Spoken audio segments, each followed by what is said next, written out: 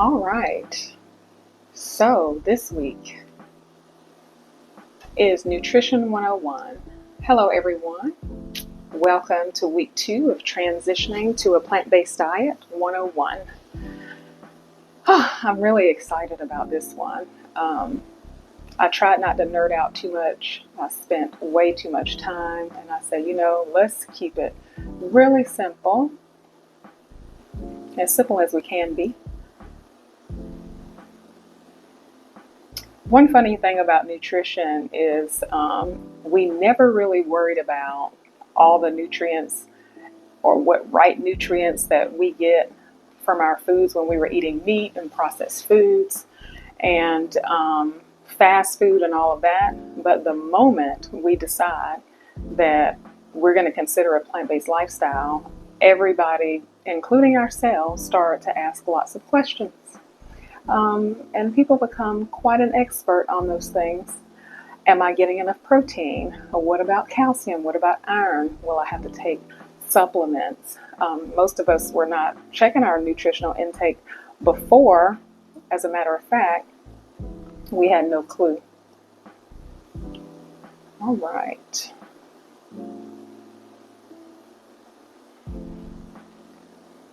To take care of some of your worries, you can get everything that you need on a plant-based diet, and often your diet is going to be so much more nutrient dense than what you experienced before. The things that you were previously eating were void of all of the nutrients of a plant-based diet. So let's clear up some misconceptions and give you practical tips so you can feel confident about meeting your nutritional needs. So we want to be confident about these nutritional needs. So our objectives by the end of today's lesson, we are going to aim to clarify some of the misconceptions around nutrition. We'll identify some macronutrients, and those are your protein, carbs, and fats.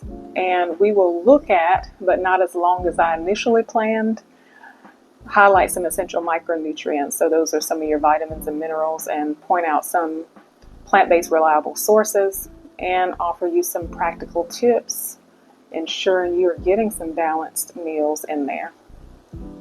So let's start with the myths and the pitfalls and things that keep you from even getting started. Like, these things will throw you off even before you plan a meal or anything.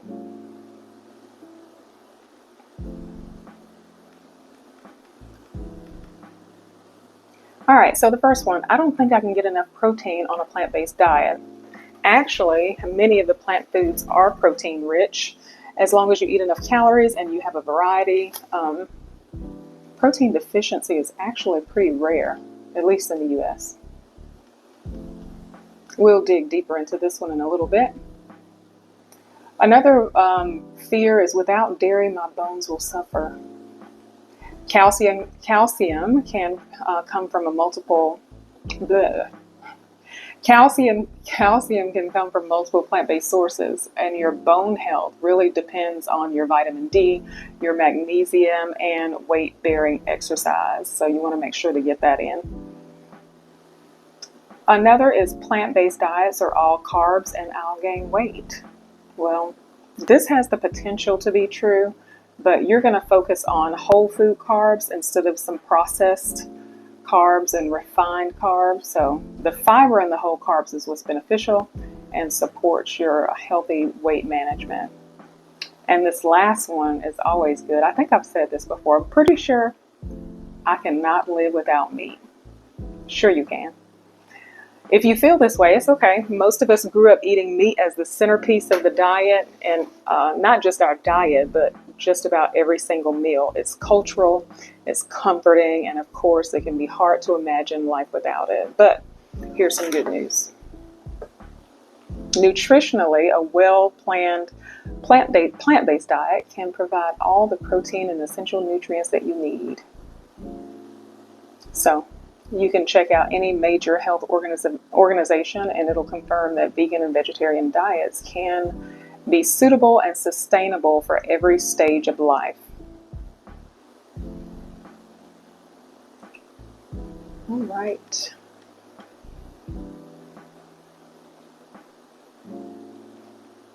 It doesn't matter whether you're, I'm over here looking at my notes. I have notes all over the place here. Regardless of whether you're a professional athlete or just a regular old family, you can thrive, be strong, and feel full without meat. So I think a lot of people's issue is the flavor and satisfaction. You feel like you won't be satisfied. You feel like the flavor's not going to be there. There's a variety of foods that can take care of all of that. You have lentils and beans and tofu and tempeh and nuts and seeds. And what would we do without seasoning? One thing I was really concerned about was the flavor and the satisfaction that you get from how meat tastes and how it feels and how it fulfills or what you think is fulfilling. It's more about the things that you're going to find along the way than what you're losing. So you're going to discover so many seasonings, so many flavors, that you're going to have so many new options that you're going to wonder why you didn't do this before. I eat more of a variety of food now than I ever have. I would say that gradual change works the best. Trying one or two plant-based meals a week is what you can do to begin to incorporate some new things into your diet. One, you get some practice on how to cook something, and then when you're trying somebody's new recipe, if you're anything like me, I want to try it the way they intend it first, and then I'm going to put my 2 cents in there or put my foot in it, like they say. But you can gradually incorporate those things. And it's up to you whether the food is bland or not. I mean, if you want to make it like that and then say, hey, this was not a good recipe. If you know anything about seasoning or you want to learn more about seasoning, this is the time to incorporate that.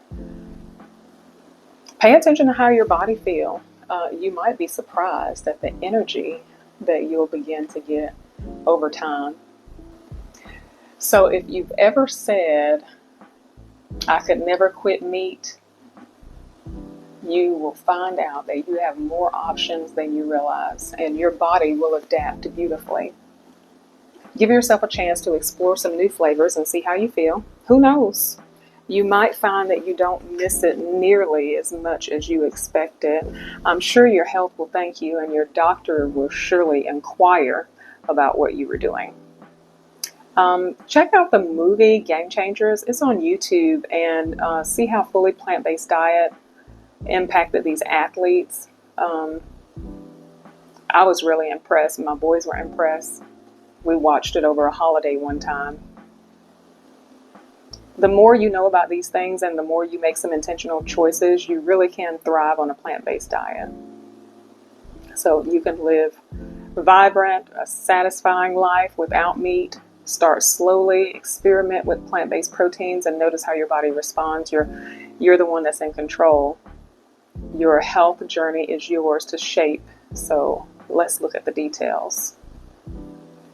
Let me give you a quick disclaimer. I'm currently pursuing my doctorate in holistic nutrition, but I am not yet a medical doctor. The information provided in this class is for educational purposes only and is not intended to be a substitute for professional medical advice, diagnosis, or treatment.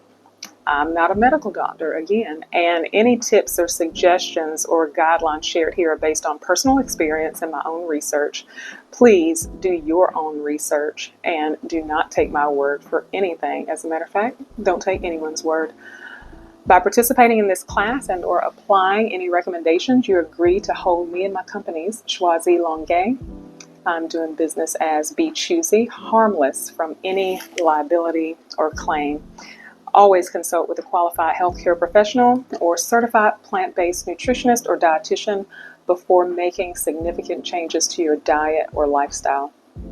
Everyone's body is unique, so it's important that you listen to your own cues and adjust as needed. All right, let's talk about these macronutrients. They're considered the building blocks and include your proteins, your carbohydrates, and your fats. These are the main components of all of our foods. So Let's look at some of the roles. I'm going to go through some of these, but as I was reading them through a few times, I was like, I'm going to bore these people to death. Protein structural and functional building blocks form muscle, skin, hair, nails, and organs. They're enzymes and hormones, immune support. It drives out most biochemical reactions and regulates body processes. So for your immune support, it's crucial for antibody production and immune cell function. When you get insufficient protein or develop a deficiency, you can have wasting away of muscle weakness. The body may break down muscle tissue for amino acids. You have slow wound healing, edema, if you're familiar with that, that's swelling. It upsets like your fluid balance.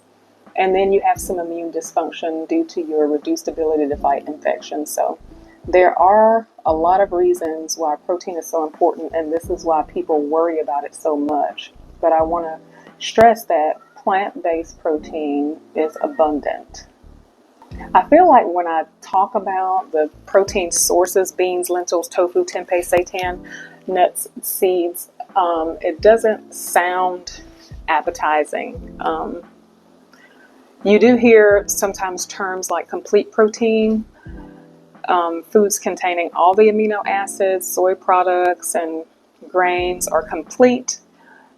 Once upon a time in the 70s, we thought that we had to eat complete protein for your body to be able to use it. But we understand now that you don't have to eat everything all at once every day in order to benefit from it. You take in whatever it is that you're taking in. Your body uses what it needs, saves what it doesn't, and pairs things as it comes into the body. So you don't have to be stuck on that every day. So that's helpful, because sometimes I feel like vegetables. Sometimes I feel like fruit. I might not eat a fruit all day. I might eat fruit all day. But there's not a shortage of plant-based protein. The question is, do you even know how much protein you need?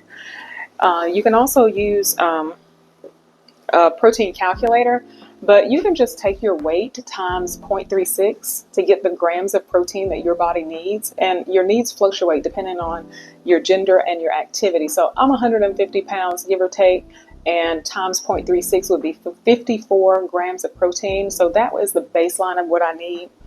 I do this activity with my students. I have them write a typical menu for a day, what they eat, maybe on a Saturday, because typically they'll eat more meals on a Saturday. So like breakfast, maybe they'll eat bacon or sausage and eggs, either a biscuit or pancake platter or Chick-fil-A.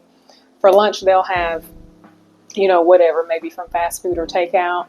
And at dinner, maybe they'll have pork chop and rice or green beans. These are some of the things that they tell me, or broccoli and cheese. They also put in snacks like the leftover meat lovers pizza or the pizza rolls. And then I have them take each item and Google the protein for each item with that quantity. So if they had, for example, 4 slices of bacon, or, somebody told me one time a pack of bacon, like 16 slices or something. I'm like, come on. But they're going to find out how many grams of protein is in each one of those items. Then they're going to add them up the whole day, every item. They find out how many grams of protein after they've calculated their weight. And so they find out that they're getting about 3 times the protein than they actually need for the baseline. So this is unnecessarily taxing on your kidneys. So if you've had kidney stones, and I'm sure there are other reasons that you can get kidney stones as well, but that can help to create kidney stones, and whatever protein is not used is stored as fat in your cells. So the big question is, where can you get your protein then? Let's look at some plant-based sources. I'm not going to bore you to death with all of these, but I will give you a few. Tempeh, 1 cup equals 33.7 grams. And remember, I think I was needing 54 grams or 56 grams or something like that. Chickpeas or garbanzo beans, 1 cup is 15 grams. Lentils, 1 cup is 18 grams.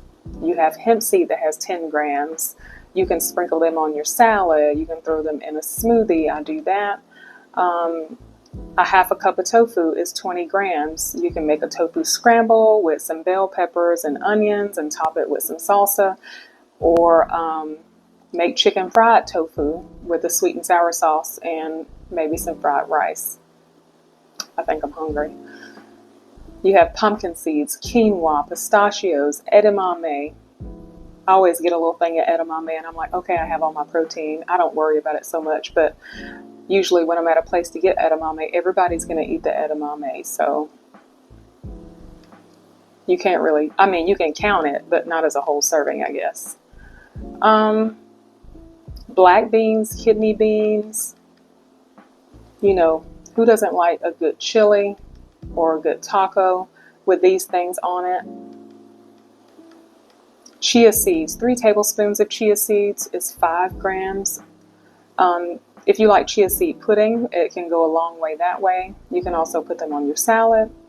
Nutritional yeast is another one. 1 tablespoon of it is 5 grams. I mean, it's really easy to get on something like macaroni and cheese. There's amaranth, there's peanut butter. I mean, this thing goes on and on. I would suggest that you go online and you can pull whatever nutrient you want. Give me a chart with plant-based foods with protein, and there you have it. You can print it out and put it on your refrigerator. According to the National Library of Science, there's an article that talks about a maximum intake being 20 to 25 grams at a time. And I'm guessing, I don't want to guess, but I think this is like within an hour, without the presence of other macronutrients though. When consumed with other macros, absorption is delayed and utilization is enhanced. It is suggested to spread out your protein throughout the day and not take in excessive amounts. Now, this can get into a lot of arguments with people because they are serious about their protein, and I'm not mad at them for whatever their reasons. But what I'm looking at is the minimum of what you need, and this is for someone who's not like trying to be a bodybuilder and working out intensely every day. I'm addressing the average adult and their personal needs. So look up whether you're male or female, your activity level, do the calculations on a calculator, protein calculator, and then that will help you. A recommendation by an article published by Harvard Health said that the daily allowance recommended was 0.8 grams per kilogram of body weight. So for a 140 pound person, that would come to 51 grams of protein a day, and you can convert the body weight from pounds to kilograms by dividing 2.2. So 140 is 64 kilograms times 8, and that gives you 51. So you could do it that way. Active people, especially those trying to build muscle, are going to need more. So based on the percent of calories for an active adult, this is 10% of calories should come from protein. I would say definitely to keep track of it better, you can use an app. We talked about that in the last video. So let's see. I don't spend so much time worried about these details, and probably because I've kept track of it before. So the more you keep track of it in an app, the better of an idea you get for what you need. But what we're doing is minimizing or eliminating red meat so that we can get healthier protein options. That is what we're talking about. All right, so further along in that article, it asked if too much protein could be a problem. Can it be harmful? The short answer they gave was yes, because protein is taxing on the kidneys, which we said, and you can have a higher risk of kidney stone if that protein comes from meat.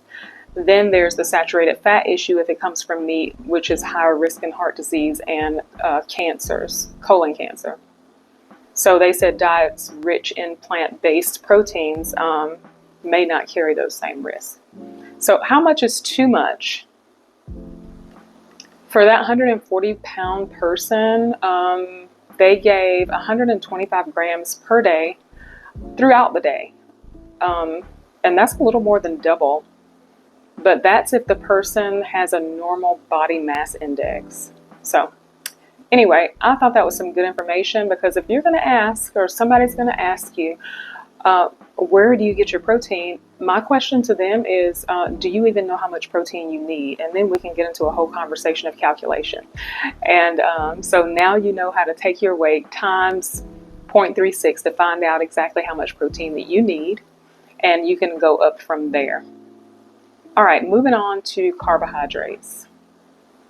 All right, so the primary role of carbohydrates is to be our primary energy source, fiber for digestion, glycogen stores, so it maintains a stable glucose level, and it's a quick energy reserve.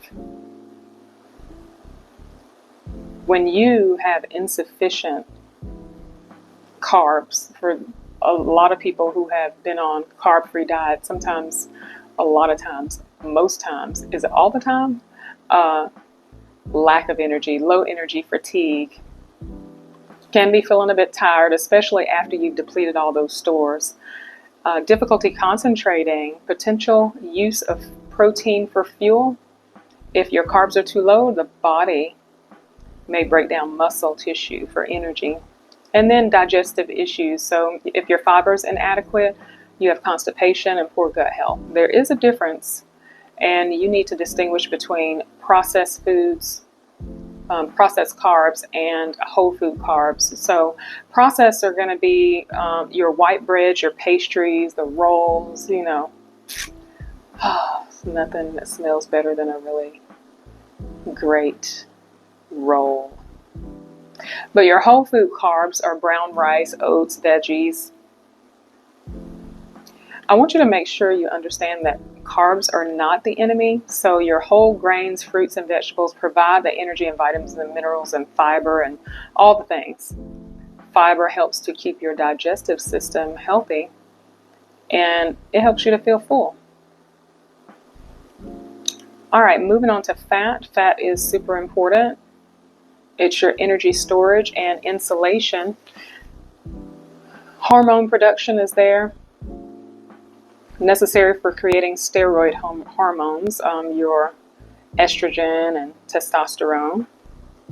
Nutrient absorption, it helps out with that. Your fat-soluble vitamins, A, D, E, and K. And the cell structure makes up a major component of your cell membrane. So if you're insufficient in fat, you have hormone imbalance, poor vitamin absorption, dry skin and hair, and then your reduced energy reserves. So your body has fewer stored calories to draw on during a fast, or if you have high activity. Okay, some of this I'm going to skip over, and I'm just going to barely touch on it, because I will talk to you for the rest of the evening or morning or night, depending on where you are in the world and what time you're watching this. I want to encourage you balancing your omega-3 and 6s. These are your healthy fats, and these come from avocado, olives, nut seeds, and plant-based oil. But understand that oils are 100% oil. Really not necessary in your diet. Your omega-3s can come from things like flax seeds and chia seeds, walnuts. I didn't ask my mom if I could share this story, but one time she was saying that she was telling me she had a sensitivity to nuts, and she couldn't understand why. But then she thought about it, and she had been eating nuts for, I think it was a couple of weeks, a handful here, a handful there, and eventually she developed a sensitivity to nuts. I thought that was interesting.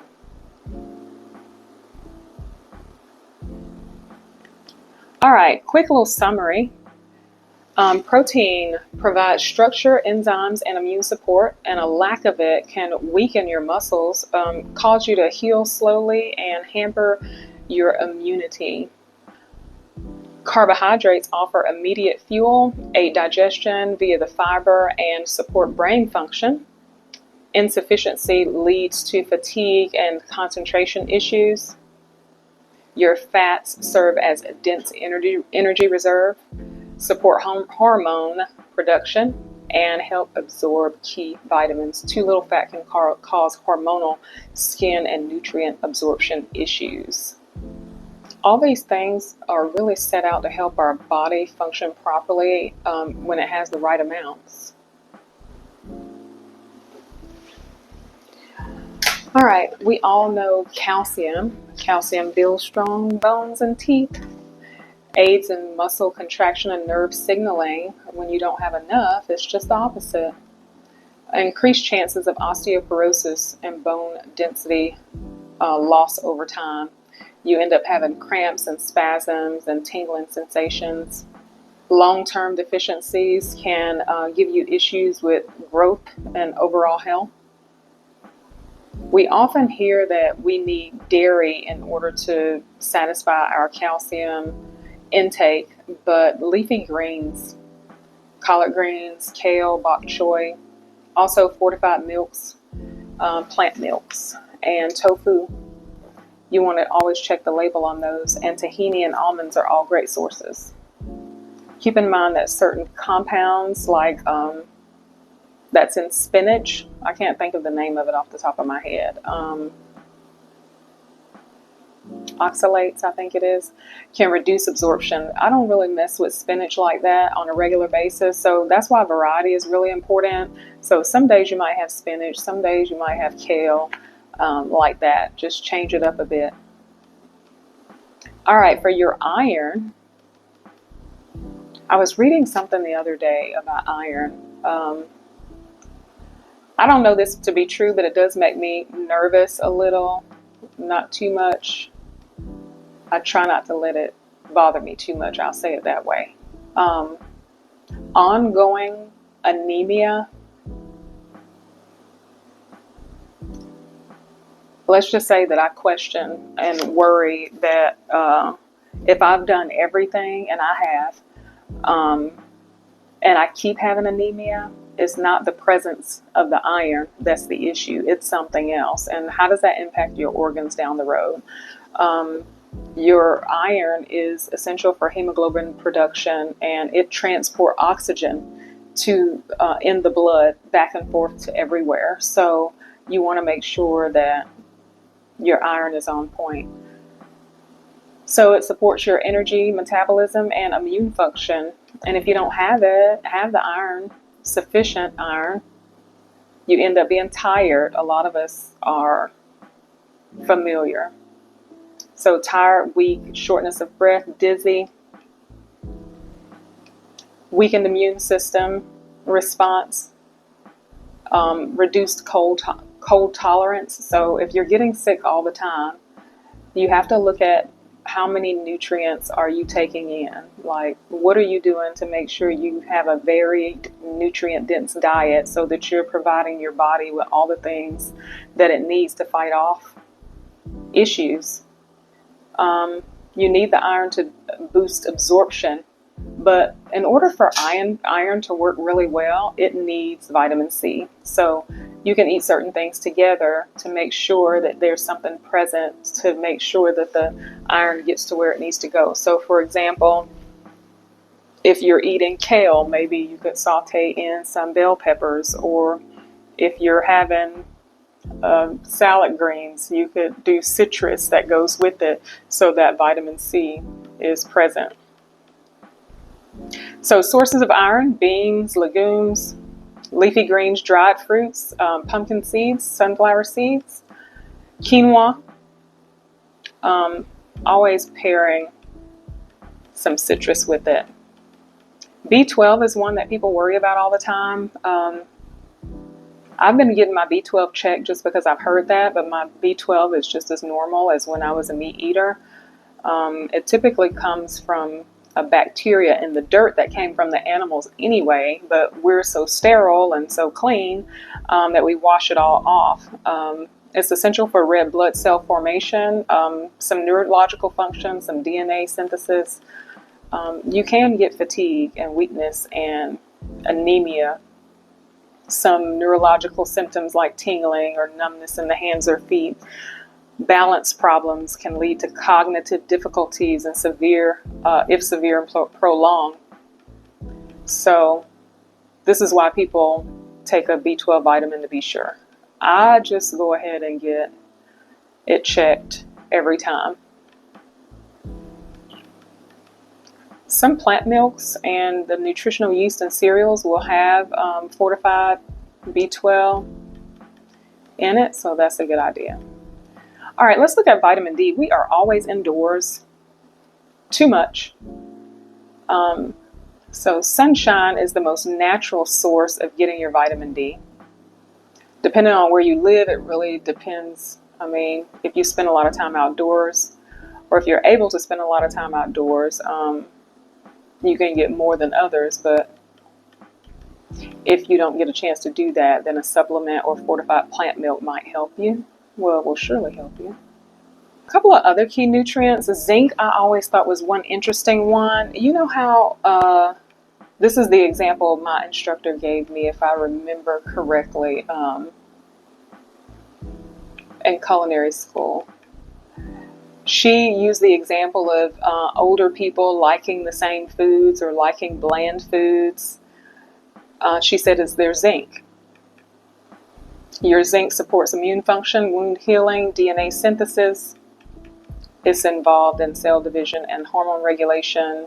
If you're insufficient or deficient in zinc, you'll get frequent infections and your wound healing is slower. You have a loss of taste and smell in some cases, skin issues, and hair loss. So zinc is a really good thing to make sure it doesn't get depleted from your body. Pumpkin seeds and sesame seeds, like tahini, would be good. Whole grains, oats, wheat germ, nuts, cashews, almonds, tofu, tempeh. Those are all good. Another little tidbit that I found, mushrooms exposed to UV light are often labeled vitamin D enhanced. I have that little note on here. I said, interesting. Iodine is another one. I'm not big on iodized salt. It came in handy back in the day when they needed to do that. But it helps with your thyroid, regulating your metabolism, growth and development, some deficiency issues, hypothyroidism, fatigue, weight gain, cold intolerance, goiter, stomach growth in children in some severe cases. But you can also get it from seaweed. So I have this seaweed salt that I use. Let's see.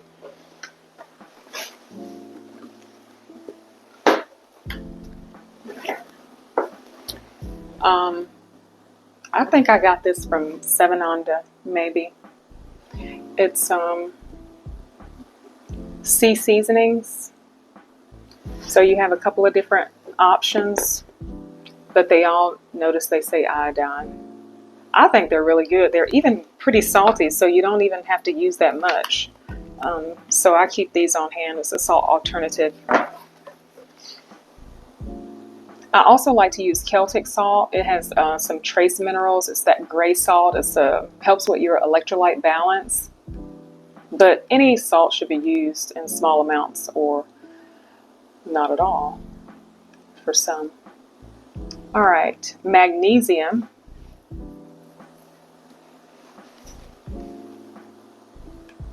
Are y'all sticking with me? I find it fascinating. We'll just say nerve function, muscle relaxation, and protein synthesis affects your energy. I don't know, I thought something was moving over there. I have some flowers that I'm drying over here. They're so pretty. Who knows what it's going to end up being. I know it's going in some Indian ice cream for sure in class. Anyway, forgive me, I got sidetracked. Magnesium's role. It affects your energy production and your bone health. And when you're insufficient or deficient, muscle cramps and spasms and restless legs and increased anxiety, fatigue, irregular heart rhythms. But that's in more severe cases. It may exacerbate your sleep disturbance. So where can you get this? Dark leafy greens, spinach, Swiss chard, nuts and seeds again. So you keep hearing the same things over and over. So you're going to be getting a lot of different vitamins and minerals from several of these foods. So all you need to do is incorporate them. Selenium is another, functions as an antioxidant, protecting your cells from oxidative stress and damage. A deficiency would be a weakened immune response, making infections more likely. Thyroid dysfunction, potentially leading to fatigue or weight changes. Possible heart and muscle issues in more severe deficiencies. I just find it so fascinating. I think a really good source, if I'm not mistaken, I can look it up real quick.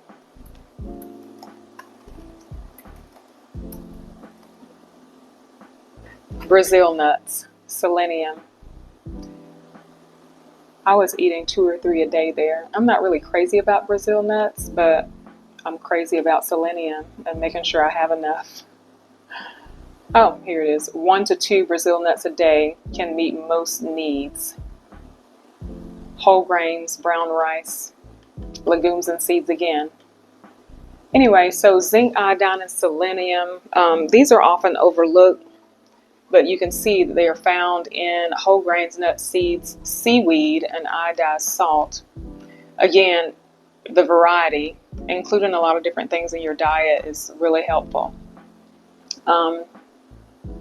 I don't really think that our country has as much of a, or should not even think they have as much of a protein problem as they do a fiber problem. There's a really good book called Proteinaholics to help understand this better. It was very good. It shed some light on those two topics. Fiber really helps you to maintain your digestive system. And if you're new to eating a lot of fiber and you've not been eating a lot of fiber, let me just warn you, take your time increasing your fiber intake, because you're about to be stopped up. Not just stopped up, but also bloated and gassy.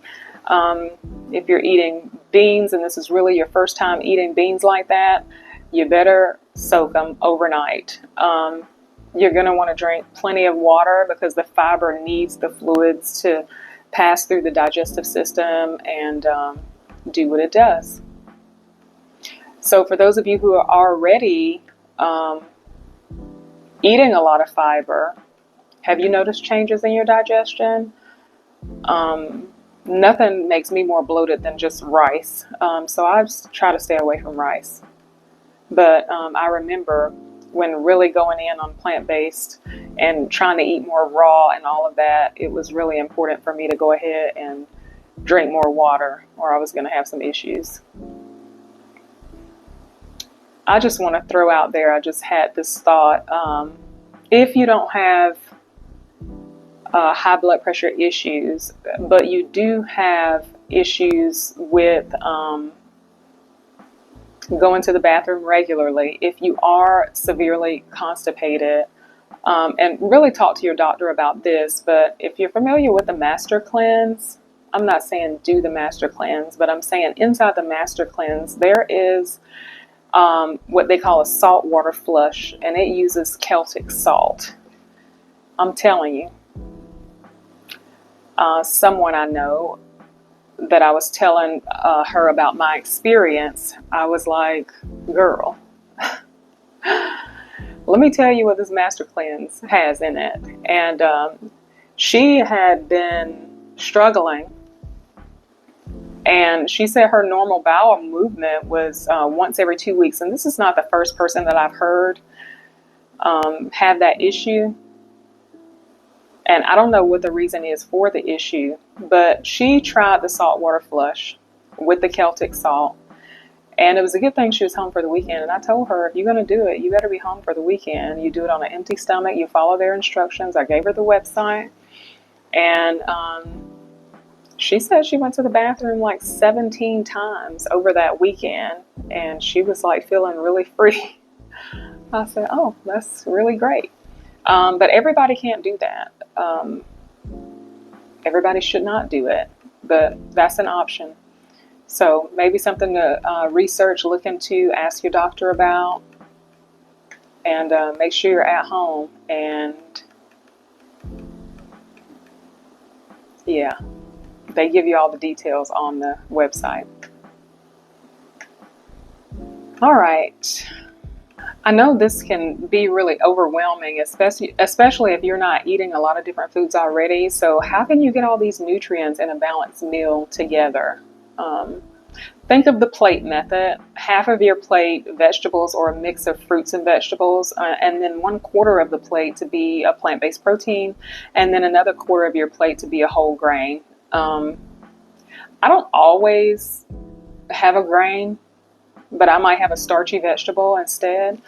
But definitely a variety of your colors, eating the rainbow, they say, will get you the most vitamins and minerals. So, for example, you can have like a quinoa bowl and put your veggies on there. You can have a chickpea dish, maybe some tahini sauce and some kale, berries, flaxseed, and avocado. I have a friend that used to eat the same salad every day to make sure he got in all those things. I think he still eats that salad. Share some of your favorite ideas in the comments of what you're doing to get all the nutrients that you need, or as many as you need in a day. I don't want people to feel like they have to plan all these details and become a chef and say, you know, I got to do this and this and that and that. Pick a few things that you like, and like my friend does, eat maybe the same salad for a week, and then next week change it, and next week do something different for a week. Consider these fortified milks and cereals to help you get in everything you need. Nutritional yeast can be thrown in there. You want to pair things together like your iron-rich foods and your vitamin C foods to improve your absorption. So I don't want to eat things for nothing. I also cook with a cast iron skillet a lot when I am cooking. Some things require supplementation. Don't be scared of that as you're learning how to do this. It doesn't hurt to look into vitamin D or your B12 supplementation. Being intentional about getting outside, that's not going to hurt anybody. While you're at it, take your shoes off and have your feet touch the ground. Make sure that you are getting your blood work. If you're having anything weird going on with you, or you feel any kind of funny, don't hesitate to go see a healthcare professional, get yourself checked out, make sure you get some blood tests done, and share with them what you're doing, what you desire to do. Get someone who's open to healthier eating. Believe it or not, everybody is not into the changes and what you need to do, or maybe just not knowledgeable. So make sure you do your research on who you go and see. Anyway, I think that pretty much, you see, I'm tired. I think that pretty much wraps up our Nutrition 101. So thank you for joining me today. We've covered macronutrients, several micronutrients, a little bit about fiber, about balancing your meals, how to put things on your plate a little. Remember to just have a varied diet to incorporate all the nutrients that you need. Don't be scared to experiment and try new ingredients. If you have lingering concerns, make sure you get a checkup, get your blood test done so you can have peace of mind. Do those tests every year so that you can see how you're coming along compared to what you've been doing.